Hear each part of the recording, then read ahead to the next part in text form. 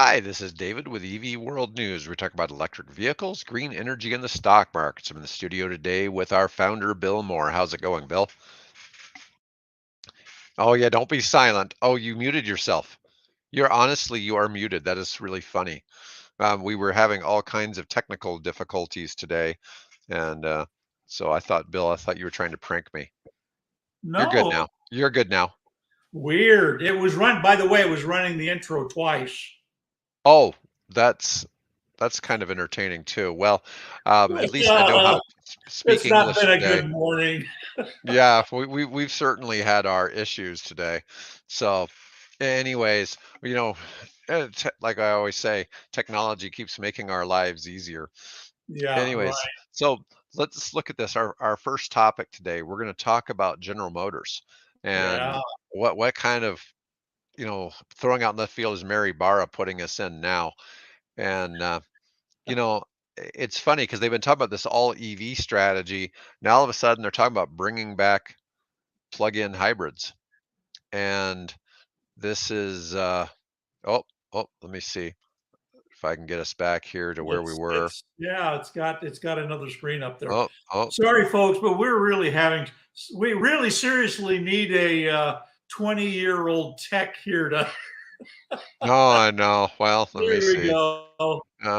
We'll get it back. We'll get it back. Yeah, so we had some technology working there and the technology didn't like us. But anyways, so GM reverses its all-in strategy and they're going to bring back the Chevy Volt. Now the Chevy Volt was a really good selling plug-in hybrid electric vehicle for GM. And by plug-in hybrid, that means, you can charge it at home and then when you need it, the gas engine will kick on. And it had a feature that if you don't use the gas engine, that it runs for at least 15 minutes every month just to keep the thing healthy. I used to think it was because of the gas, but I've had people say it had more to do with the engine just needs to be run to make Yeah, it's sure that probably a it's in combination of both. I know good they had shape. the original version, you had to burn premium gasoline in the Generation One version of the Volt. I don't know if that was required in the Generation Two version, which is what the car we're seeing right here. Yeah, so Mary Barra said during a quarter four earnings call that our forward plans include bringing our plug-in hybrid tech to select vehicles in North America. That GM aims to eliminate its light-duty vehicle emissions by 2035, but said that hybrids will fill in the gaps where needed from a compliance perspective.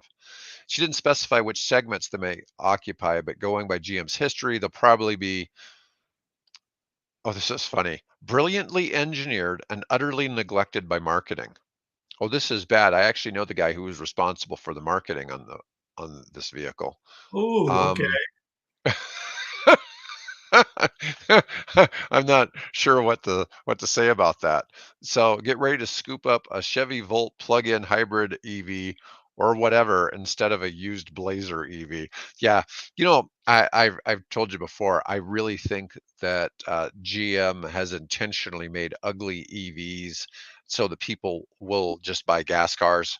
Yeah. And if they looked cooler, I think they'd have a better thing. And that's kind of the whole reason why I think Tesla and Hyundai do so well is their EVs actually look They've decent got they've put some nice at touches in. I yeah, at actually, lower price points. yeah, I've actually looked at buying a second generation Volt, so that I could basically downsize the family from the two cars we have now, one of which is an older Prius, and the other which is the Fiat 500e. And I could downsize, then get rid of those two cars, and then have, because the Volt had a EV range of better than 40 miles, which is more than I generally put on in a day running the Fiat. Right. So and then of course if we want to take a longer trip, go see the Chiefs down in Kansas City, or go skiing in the Alps. No, down out at Crescent, or whatever. That we could do that in the same car. I think that's the appeal of it. I mean, that even sort of appeals to me. Um, I want to see they GM start buy. making them. I want to see GM buy out Aptera and start making the Apteras. Oh well, that the That yeah. would be the thing they should do. You I know, think somebody's going to do that eventually. I think somebody's going to wake up and say, "Hey, this is really a good idea. A car that goes 1,000 miles, they have so on many solar pre-orders. only." Yeah. They have so many pre-orders, and the fact they're not manufacturing them is just crazy. But Well, it's new technology, and they're a small, underfunded company. Barra went on to say, the quicker you get to our goal of zero emissions, the better, and EVs get you there faster. So why dedicate a lot of capital and engineering into a segment that doesn't get you to the end game? We know how to do the end game. My only thing with that, and I see, I understand everybody wants to switch to EVs really fast, but the plugins are such an easier try it, see how it works out, and decide if then it's like, well, I really didn't use any gas anyways. And I think that's really, you know, I guess I'd like to see some have a little more maybe than 40 miles on the battery, but maybe 50, 60. But even then, it's still not a huge difference in what you're looking at. GM's done well with the Bolt. They used to do okay with the Volt, which was really strange that they decided to drop it. They just don't have a lot to choose from there, and that's kind of a interesting take. Maybe they'll do some more vehicles because right now, obviously, the leader in the field is um, the uh, is Toyota. Bill seems to be having some technical problems. Bill, just come back in when you can. All right. All right. Do what you can. Bye. All right. Bill's having some technical issues.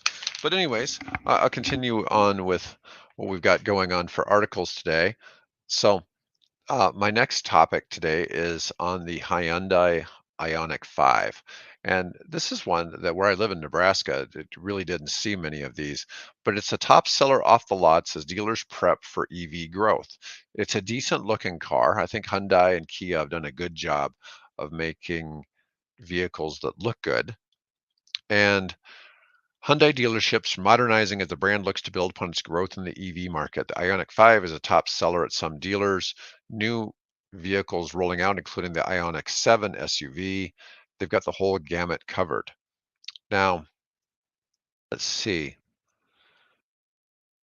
Oh, Kevin Riley, Hyundai National Dealer Council, said he sold his first Hyundai in 1987. Wow, I didn't even know they'd been around that long in the US. So the South Korean automaker sold 269,000 EVs last year.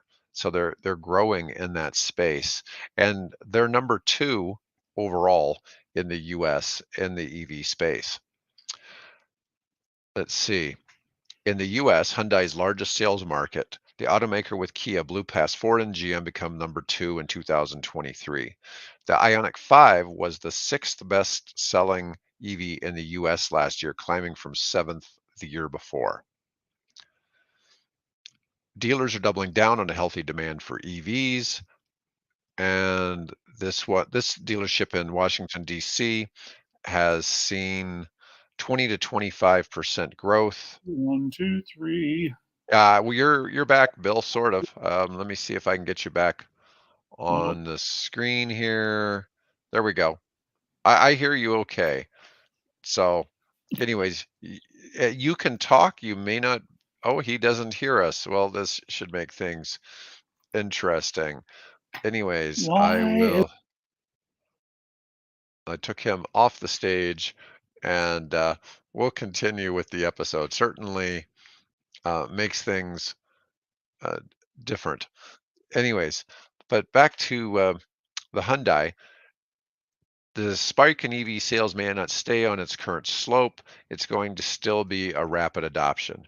Once a customer gets in an EV and starts driving it, there's almost no chance they'll go back to an internal combustion engine vehicle.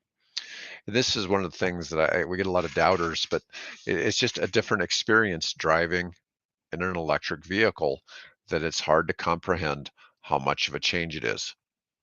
The automaker expects to become operational ahead of schedule as soon as the third quarter in terms of their new $5.5 billion EV and battery mega plant in Georgia. They expect, let's see, 100, the foundation work was almost complete, and its new facility will have the capacity to build around 300,000 EVs annually here in the United States as it looks to extend its leadership in the market. One of the biggest reasons for the expected growth is the first three-row electric SUV, from Hyundai, the Ionic 7. It'll sit alongside the Palisade as a family mover. Anyways, that's a pretty interesting take. And I've got one more topic to cover today. We're going to talk a little bit about the true cost of Japan's bullet train. Now, this is kind of interesting because while this isn't necessarily talking so much, we talk mostly about electric cars. This is something a little bit different. The bullet train can reach 500 kilometers per hour. That's a little faster than 300. It's scheduled to link Tokyo to Nagoya in 40 minutes, Osaka in 67 minutes. Which would beat the current bullet train that's running one of those by about 50 minutes and an hour and a half on the other. The private company behind the project claims that the linear will bring huge economic benefits by bolstering Japanese industry, particularly if the technology gets exported abroad. Now, this is traveling as fast pretty much as an airplane. Now, since construction began in 2014, many Japanese residents have only seen its rising costs with few of the anticipated advantages. Japanese taxpayers are asked to foot a large part of the staggering 9 trillion yen, which this is about 60 billion US dollars. In 2016, the administration lent the company an astounding the equivalent of 20 billion US of ultra low interest long-term loans from state funds. The local governments and taxpayers are shouldering the bills for constructing new trains for the linear. Let's see, the average cost for station buildings alone is about $236 million per building. That's a steep price per pay, even though they admitted that the maglev won't turn a profit domestically, but will rather mainly be used to sell Japanese technology abroad. For instance, while its supporters highlight the train's clean and EV, can you hear me now, Bill? I can hear you. Okay, Sorry, good. folks, my computer crashed. Well, I will tell you, I've had strange tech things going on. Maybe there has been a solar flare or something. You just, It could be, who knows? you know, um, 90% of the linear journey from Tokyo to Osaka will be entirely underground. Yeah, 70 kilometers pass directly underneath the pristine wilderness of the Japanese Alps. Wow, that 90% underground. That's really hard to believe. So you're going to be yeah, I think traveling 300 70%, miles wasn't it? per hour. Yeah, 300 miles per hour underground. Now, this is producing massive amounts of soil and dirt waste, some of which is contaminated with toxic chemicals such as arsenic and mercury, and almost all of which will have no decided use or storage location. It is estimated that tunnel construction will produce 56.8 million cubic meters of dirt, and only a fraction of this can be reused. Most is being used to fill in gorges and river valleys. Hmm. Interesting to see what they've got going on there. Now, Yeah, I thought it was interesting. That's why I wanted to post it. The interesting thing to me, of course, besides all the budgetary overruns and everything else, is the fact that they mentioned that from an energy efficiency point of view, to run that maglev system is actually requires, I think it said 4 times the amount of energy that is required to run the current bullet train system. And the current bullet train system is really fast. I've ridden it and it's awesome.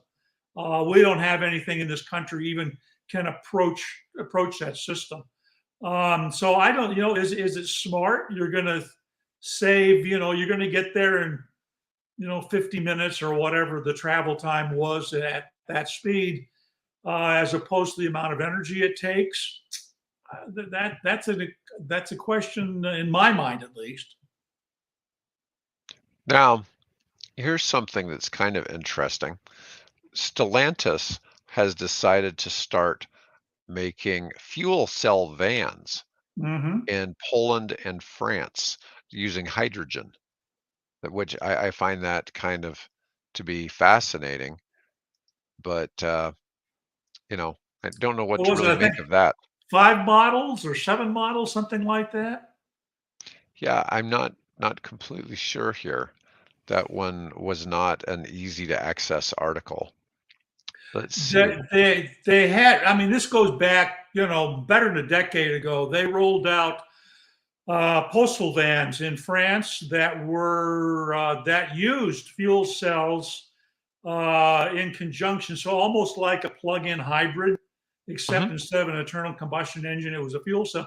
They did that to give their postal vehicles in rural France longer range, because Well, at that that's particular time, the batteries only version of their postal van, which was built by Renault, I think, um, just wasn't up to the job for rural French delivery. well, Daimler's been making buses in Germany that were on that technology. It was a hybrid Oh with a yeah, hydrogen fuel very early cell. on, 20 years ago, basically. Right. Mhm. And let's see. Toyota is the 24 Toyota Mirai fuel cell EV is priced from 51,000, and so this is probably, oh, it's only going to be sold in California and Hawaii. Has Which is where they 182 have, horsepower. which is where they have chart refueling stations. Right, I understand. There's like Yeah, 50 hydrogen fueling stations in the United States, and 49 of them are in California or yeah, something something like ridiculous like that. that. Yeah, not Yeah, quite, but yeah. yeah. Here's Well, what the that. interesting thing mentioning Hawaii, by the way, is they have turned off their last remaining coal-fired power plant. And now they're relying strictly on battery storage provided by, can you name the company? Well, hopefully not Solyndra. No, I don't No, know. Tesla. Really? Oh, yeah. That's Yeah.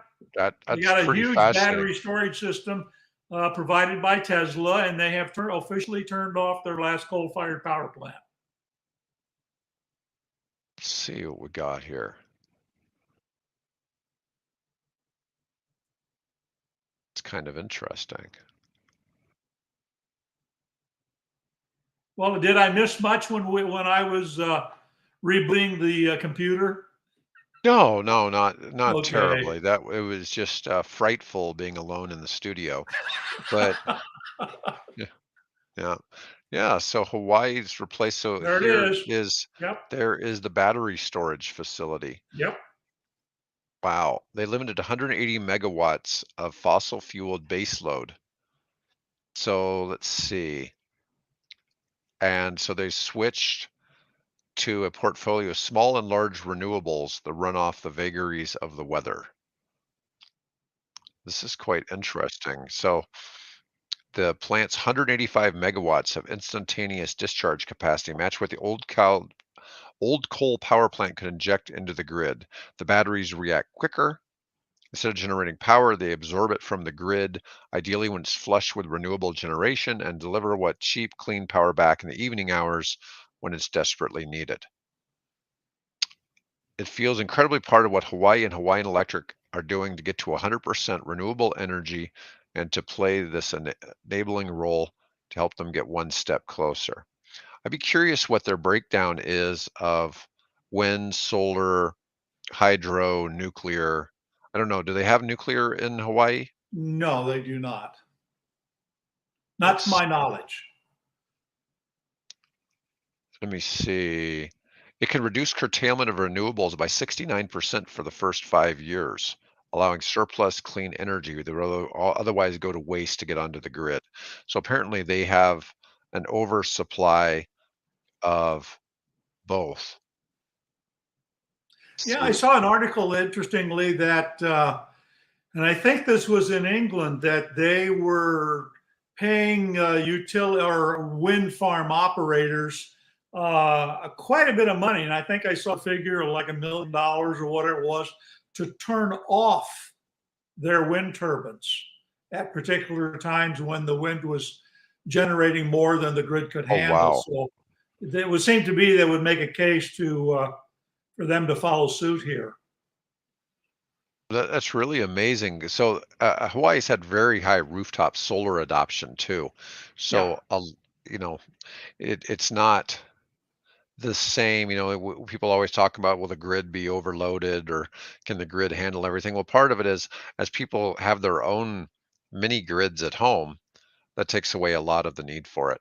But anyways, Bill, that was all I had to cover today. So hopefully Oh next well, week we'll have better I have operating. to. I do now have a new electric vehicle, Oh yeah. battery powered electric vehicle. Oh, that's right, the drone. It's a little drone about that big, and finally got warm enough here, and enough of the snow melted Hmm. that I was able to take it out in my driveway and fly it for the first time, and didn't hit anything. I tried a couple times to do it in the house, and that didn't go so well. Oh, that's not good. That's not So good. I waited until the weather got nicer and went out and flew it above the driveway, took it up, I don't know, 50 meters or something like that, and brought it back down and didn't break anything. So, How far away from you can it go? What is the range you well, can be in I going? think it's something like half a mile. I don't. It really depends. No, to be honest, I don't know. You're supposed to legally, you're supposed to keep it within eyesight. Okay. And this is so small that you probably get out half a mile, you wouldn't see it.